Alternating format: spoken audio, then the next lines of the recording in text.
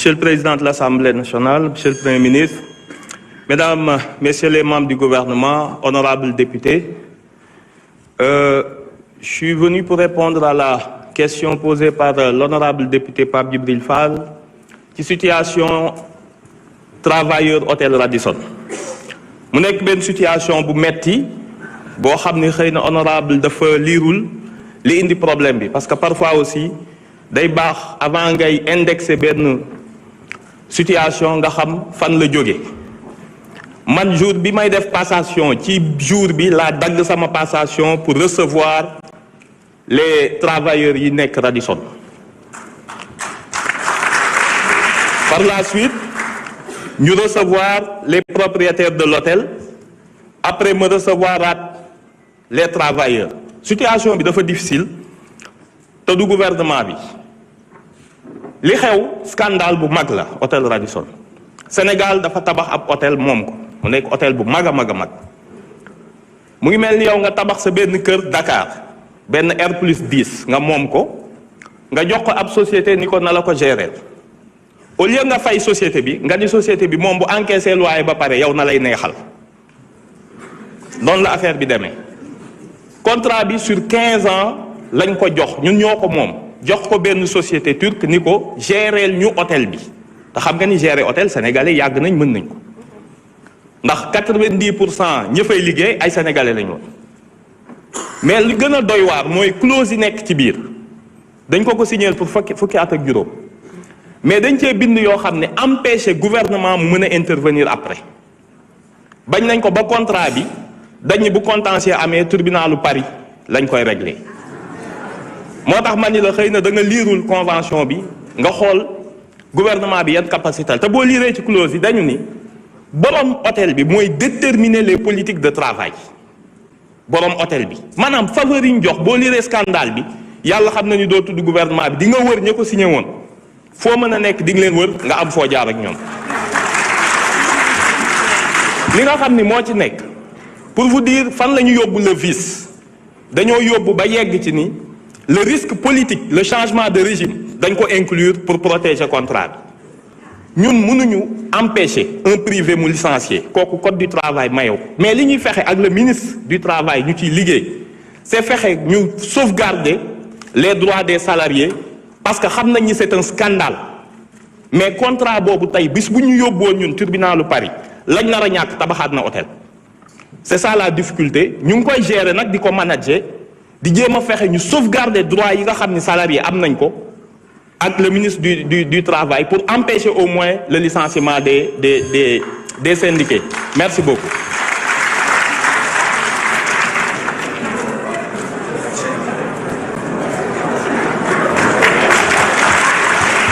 Merci.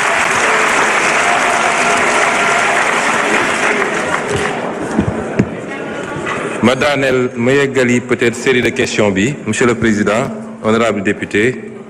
chers membres du gouvernement, ci wax ni dafa am loo xam ne ci malhonnêteté la bokk mooy di ut ñaari objectif benn bi mooy bëgg a def négation mooy weddi li fi xewoon yépp te mu andi problème yi ñu nekkee bëgg ne Sénégalais yi compteur bi day commencer à partir du 24 mars bi ñu falee président Bassirou Diomaye loolu ci malhonnêteté la bokk ndax bu ñu defee inventaire def état des lieux ne bor bi mi nga ca 119%. kuy gor rek war a wax ci situation réew mi da ngay commencer situation de référence boobu ñaareel bi mooy manœuvre pour essayer ñoo jaxaseeg askan wi rawatina nag ndaw ñi nga xam ne suñuy ndaw lañu.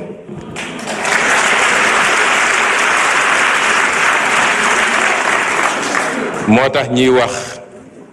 ci la xew ci étudiants yi te gëmuñu ko moo tax ñuy wax ci la xew ci ambulants yi te gëmuñu ko waaye c'est peine perdue te bis bu ne ngeen jéem mu na sax am na député nag bu wax ba tudd naan ay yambar parce que suñu ñëwee fii dañuy essayer wax de gros mots pour que seen presse gaawantu titrer tel député descend le Premier ministre. C'est de la cosmétique. Il faut être sérieux. yambar mooy góor goo xam ne fu mu wax jooy kooku mooy yambar.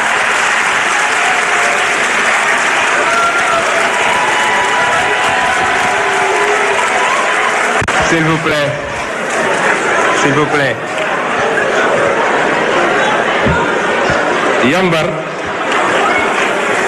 yambar mooy acteur politique boo xam ne boo xëyee su bëggoon jot yaa ngay xool sa nawle ci politique naan jesneer la sol te tey jesneer la sol moom loolu mooy yambar mooy koo xam ne boo xëyee su bëggoon jot nettali nañ ma wax nañ ma téeméeri étudiant fii jigéen bi mujj naa avorté te suñu nee andil preuve doo ko andi ñun ñoo leen njëkk a opposé wu fii taxaw naa fi nekk opposant man maa njëkk a wax régime bi fi ne woon ni seen cuune fi mu jëmale Sénégal dina métti te est-ce que am na wala amul da ngeen di jóg gis seeni moroom ñu ngeen xaw a maaseel am fu ñu jaar ngeen ne comme jaar na fa mën naa faa jaar du noonu de foo ngeen recyclé wu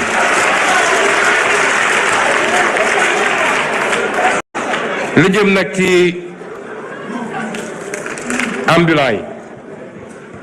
man digal bi ma jox ministre bi mooy lu ñuy def rek nañ ko def ànd ceeg yërmande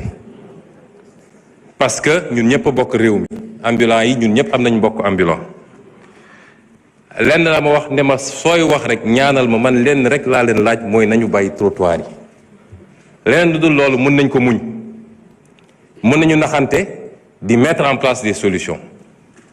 bokk na ci solution yi nga xam ne ci lu yàggul rek dinañ def première pierre bi bu soobee yàlla mooy centre commercial bi ñu war a transformer CICES muy centre moderne nga xam ne dina jël des milliers et des milliers de commerçants mooy li ñu bëgg a def fii ci marché Kermel bi wala lu ñu fa war a yeggali ak yeneen solution yoo xam ne fépp ci Sénégal dinañ ko def dañoo hérité ci réew mu xaw a doy waar situation bi métti waaye noonu la ñu amee yërmande ci Sénégal yi wax nañu ne lan mooy dañoo annoncé ne ci fan yu néew waaw suñu annoncé 10 novembre ne fan yu néew tey ñu nekk 28 novembre fan yu néewagul ba léegi vraiment y a des choses man xamu fu muy jóge te loolu dinañ ci tontu ministre de l'énergie dina ci tontu bu ci kaname parce que temps bi mayu ko woon ambulants yi dinañ leen accompagner jàppale leen waaye nag am réew mënuñu dañuy toog ba lépp yem rek discipline dooga am déedéet il faut ñaari ñu boole ko di def discipline boole ko yërmande parce que Dakar dans un an day accueillir les Jeux olympiques nit ñi mënuñ ñëw fii fees fi dell nit mënul dox ci trottoir rond-point yi nit ñi occupé ko bi ma njëkkee wax ak ambulants yi fii daaw dama leen ne buntu école yi trottoir yi buntu poste de santé yi bàyyi leen ko la ca des mun nañu naxante ndànk-ndànk te dinañu continuer liggéey ak ñoom te dinañu mettre en place des solutions ci mandat bi ba ñëpp gis ni donte lépp matul am na effort yu bëri yu ñu def malgré la situation du pays. wax nañu ci lu jëm ci agriculture loolu liggéey bu rëy lañ ciy def parce que wax nañu performance su ren yi macha allah ñuy féliciter ministre bi ak secrétaire d'État bi ak tous les acteurs waaye li ñu war a liggéey ci mbay mi bëri na boo jël lu mel ni gerte bi il faut je vais mettre en place dès la semaine prochaine comité pour ñu auditer subventions yi parce que subventions yi état bi dugal bëri na lool li ñu dugal ci engrais bi dugal ko ci intrants yi moo ëpp sax li ñuy jënd jee gerte bi may wax baykat yi ni suñu appliqué woon prix bi nga xam ne mooy prix marché bi gerte gi duñ ko jëndee 250 sax de état bi day subventionné bu ñuy bay subventionné bu ñuy jënd suñu appliqué woon prix bi dëgg-dëgg mooy lii am ci marché chinois wala li nga xam ne moom la Sénat calculé toutes les méthodes de calcul amul benn boo xam ne dépassé na 250 man maa jël d'autorité ne nañu continuer accompagner baykat yi accompagner industriels yi parce que dañuy def subvention 80 francs ci chaque kilo pour que industriels yi mun na compétitif parce que seen prix de compétence jërëjëf ñu ngi jox kàddu gi suñu naataangoon Ndeye Marie Sané Abdoulaye Tall mën nga waajal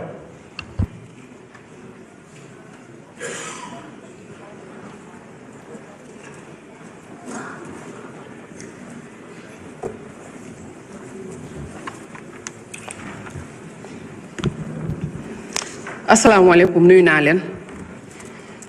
Monsieur le Premier ministre, Mesdames et Messieurs les membres du gouvernement, chers collègues, Monsieur le Premier ministre, où en êtes-vous avec les réformes institutionnelles qui devaient matérialiser les conclusions du dialogue politique convoqué par le président de la République? Dans un contexte où les citoyens exigent plus de reddition de comptes et de justice, où les partenaires techniques et financiers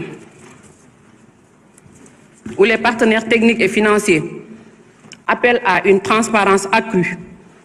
ou à l'efficacité de l'administration requiert des audits rigoureux. Les Sénégalais veulent savoir qu'est-ce qui justifie les lenteurs dans la reddition des comptes. Les rapports des corps de contrôle sont-ils correctement traités et exécutés par l'exécutif? Monsieur le Premier ministre, confirmez-vous une réelle tentative au niveau de l'exécutif de mettre le coude sur le rapport de l'IGE portant vérification du Conseil économique et social environnemental qui aurait épinglé l'ancienne présidente de cette institution? Sinon, où en est cette affaire? Je vous remercie.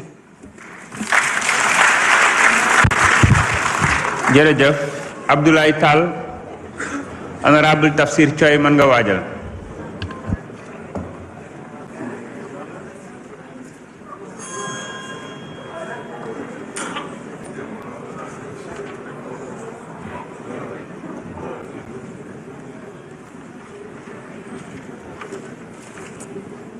Assalamu alaikum wa rahmatullah. Monsieur le Président, je vous remercie. Monsieur le Premier ministre, Mesdames, Messieurs membres du gouvernement, chers collègues, je voudrais féliciter le Premier ministre et l'ensemble des membres de son gouvernement ci courage bi ñu am pour ñëw wax ak askan wi wax ak la représentation nationale. di leen gërëm ci courage bi ñu am également pour respecter tradition bi parce que effectivement am na ko wax léegi bu ñu mënee toog ñaari at benn premier ministre ak gouvernement bi ñëwul fii jàkkaarloog député jàkkaarloog askan wi courage la. bala may wax samay question rek dafa am ku wax léegi ne dëkk baa ngi xonk curu ak ay morceau nit ñaa ngi ko takk mais moom dafa fàttali ba muy ñëw dafa kaala bu weex tal sangoo bloc loolu tamit dañ koy boole ci yambar la bokk. alors monsieur le premier ministre ba ñuy doog a jël nguur gi dafa am acte bu fort bu ko teg yow ak équipe bi nga àndal mooy benn commission pour ñu jàngataat contrat yi nga xamante ni régime bi wees teg na ko fi signé na ko jublu woon ci wàllu infrastructure ak ci ressources naturelles ci kaw loolu gis naa ni comité boobu am na ay experts différents domaines ñu composé que te yaakaar na liggéey bi tàmbali na sama laaj nag mooy askan wi mu ngi xaar ñu xam liggéey boobu fan la toll. ñaareel bi bu dee renégociation am na lan mooy résultat yi renégociation contrat am na lan mooy résultat yi ñetteel bi mooy dégg naa fan yii ci ginnaaw tamit nga wax ba tudd mbirum Petro-Tim ci bloc pétrolier gazier offshore bu Saint-Louis ak Kayar ma bëgg nag ngeen ñëwaat ci pour leeral askan wi mbir moomu fan la toll. beneen bi monsieur le premier ministre yaakaar naa ñetti fan a ngi nii wala que ñaari fan a ngi nii daanaka am nañu sëngéem ci réew mi ndax sunu naataangoo bitim réew fële ci Guinée Bissau am na la fa xew. li fa xew mooy élection am na élection couplée présidentielle ak législative ñu xëy ñu wax ñu ni coup d'état am na fa démb ma ñëw dégg ne ministère des affaires étrangères def na communiqué te ci communiqué bi sax suma juumlee dafa mel ni ki ñu wax ni moom nañu wàcce mu ngi ci biir réew mi ñëw na Sénégal ma bëgg a xam gouvernement du Sénégal état du Sénégal lan la nam def pour ordre constitutionnel ñëwaat foofu sa Guinée Bissau muy benn ñaareel ba mooy autorité yu bees wala yu yees yi nga xam ne samp nañ démb wala barki démb nee nañu dañoo suspendre le processus électoral suspendre institution yi nga xam ne moo nekk ci Guinée-Bissau may laaj lan la état du Sénégal si dans le cadre sous-régional CEDEAO nar a def pour ñu imposer li nga xam ne ni moom lañu exprimer si urne ndax dañuy def table rase de tout ce qui s'est passé ñu demaat ci ay éternel recommencement wala ay éternel faux départ wala ndax dañuy def en sorte que li nga xam ne moo fa tukkee ci élection ya même bu fekkee am na suspension mais fekkee ñu fexe ba mbir mi ñëwaat ñu xam ne peuple Guinée-Bissau lii la décidé te la mu décidé loolu mooy wéy parce que am nañ ci ay exemple fii ci Afrique fu mel ni Gambie ak feneen Sénégal da cee amoon taxawaay bu am solo dem ba mu indi ay jël ay doomam assurer sécurité bi assurer stabilité dëkk ba nga xam ne ordre constitutionnel dina retourner à la normale ma bëggoon boo ñu si mën a indee ay leeral ak say gouvernement ak lan moo nar a nekk taxawaayu Sénégal si yu mel noonu di am ci dëkk yi nga xam ne dañoo daanaka daf ñoo ceinturé lan moo ci war a nekk taxawaayu Sénégal ma leen di gërëm di leen sant asalaamaaleykum wa rahmatullah. jërëjëf honorable Tafsir Thioye mën nga ñëw jël kàddu jox ñu sa laaj.